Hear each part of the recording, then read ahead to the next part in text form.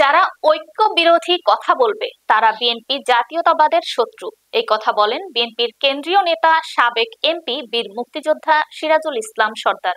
বিস্তারিত থাকছে অ্যাডভোকেট আব্দুল্লাহ আল শোভনের প্রতিবেদনে। যারা ঐক্য বিরোধী কথা বলবে তারা বিএনপি জাতীয়তাবাদের শত্রু। আমরা দলের মধ্যে আরেকটা কুড়াল তৈরি করে দলকে বিভক্ত করতে চাই না বলে জানিয়েছেন সাবেক এমপি বীর মুক্তিযোদ্ধা সিরাজুল ইসলাম সর্দার।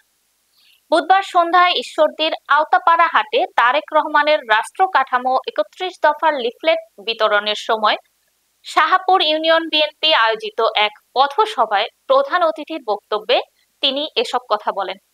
শাহপুর ইউনিয়ন বিএনপির সাবেক সহসভাপতি আবু তালেব ফকিরের সভাপতিত্বে তৃণমূল বিএনপির সিনিয়র নেতাদের মধ্যে আব্দুর রশিদ সর্দার, সাবেক চেয়ারম্যান আব্দুল মান্নান সর্দার সহ বিএনপি ও অঙ্গ সহযোগী সংগঠনের শীর্ষস্থানীয় নেতৃবৃন্দরা উপস্থিত ছিলেন।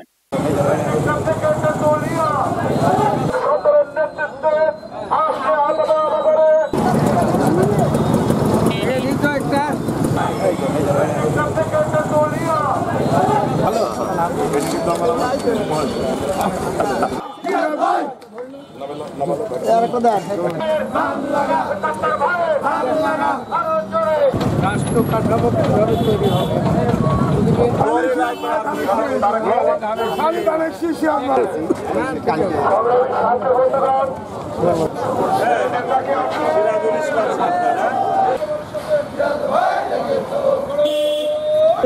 পুরাতন লোক।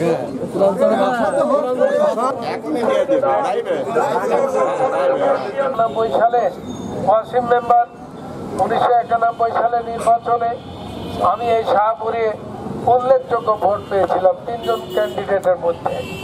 প্রিয় ভাইয়েরা আমার, আমি আপনাদের প্রতি কৃতজ্ঞ, শাহপুরবাসীর প্রতি কৃতজ্ঞ। এই রাস্তা আমার হাতে তৈরি, পরবর্তী পর্যায়ে রাস্তা সম্প্রসারিত হয়েছে, কিন্তু রাস্তাটা তৈরি হয়েছে আমার হাতে। প্রিয় ভাইয়েরা, আমরা আজকে এসেছি আপনাদের সঙ্গে আলাপ আলোচনা করতে, মত বিনিময় করতে। 31 দফা তারেক রহমানের রাষ্ট্র বিনির্মাণের কাঠামো।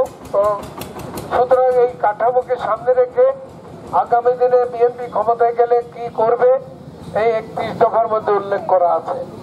আমি আপনাদের সাথে এই মেসেজটা দিতে চাই। আমি একসময় এমপি ছিলাম, আমি এমপি পদপ্রার্থী তো থাকতেই পারে বটে। তা আমি শুধু এটুকু বলবো যে আমরা যে যাই করি সর্বোপরি একটা কথা আমরা ঐক্যের ডাক দিতে চাই, সেটা হচ্ছে ধানের শীষে আমরা ভোট দেবো। আমরা দলের সাথে থাকবো, আমরা নেতৃত্বের সাথে থাকবো, এটাই হবে আমাদের লক্ষ্য। আমরা যারা ঐক্য বিরোধী কথা বলবে তারা হচ্ছে বিএনপির শত্রু, জাতীয়তাবাদের শত্রু। মনে রাখবেন, শহীদ রাষ্ট্রপতি জিয়াউর রহমানের একটা ঐক্যের ডাক দিয়েছিলেন, সেটা কি জানেন? বাংলাদেশি জাতীয়তাবাদ।